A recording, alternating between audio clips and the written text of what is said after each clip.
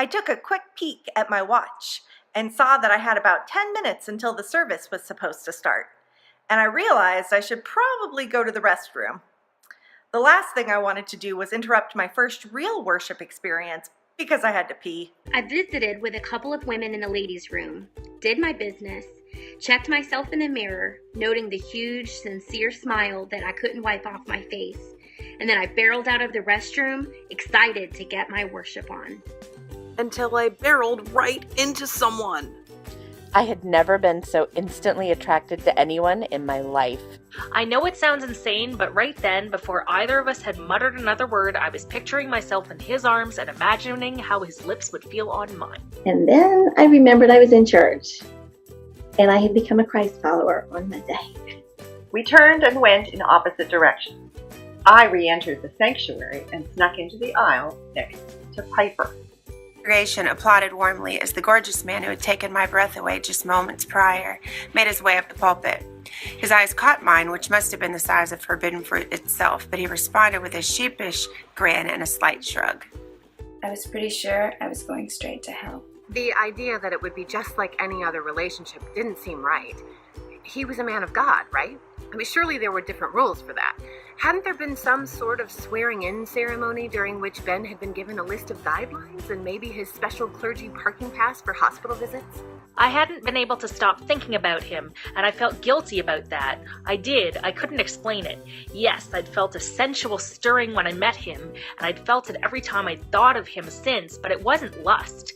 I just couldn't escape the thought that when Ben and I shared that Sunday morning had made me feel many things, and none of them had felt forbidden.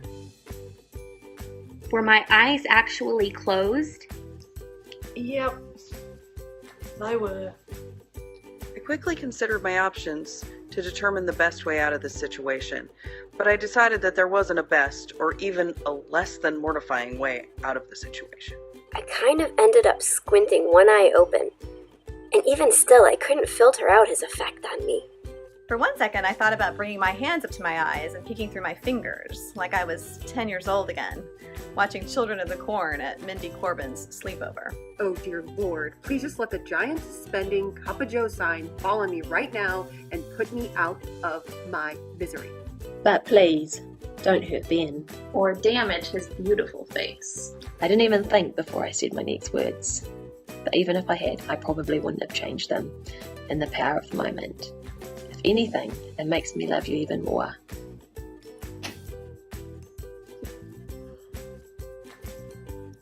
I hit rewind in my brain and ran through that scene again to see if I had actually said what I had just said. Ben has a kid? Good. He was as into me as I was into him? Very good. I don't have a problem with him having a kid?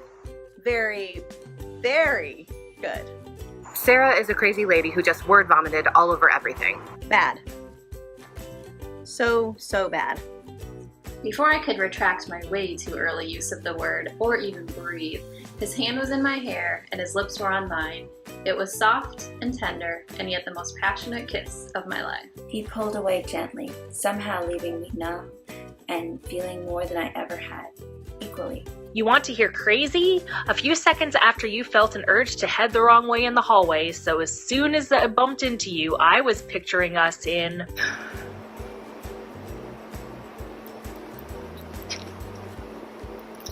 I couldn't possibly allow myself to finish that sentence. At least, not that way. I was picturing us in... what? In Cabo San Lucas snorkeling? In matching sweaters? In a barbershop quartet? What crazy thing could I say that would somehow be less crazy than the crazy truth? I mean, okay. Love. But someday, like probably way in the future, I mean, not when we're old, not that we wouldn't still be in love when we're old, if we ever were in love, I just mean, I looked up briefly, hoping for a Cup of Joe sign to miraculously appear and finally finish me off. But I had only the sky to disappoint me this time. You can make it work, God. A meteor would be awesome right now. Yes, I pictured us in love. You know, with each other. I mean, obviously. It would really be weird if I just met you and started picturing us each in love with other people. Not that picturing us in love with each other wasn't weird.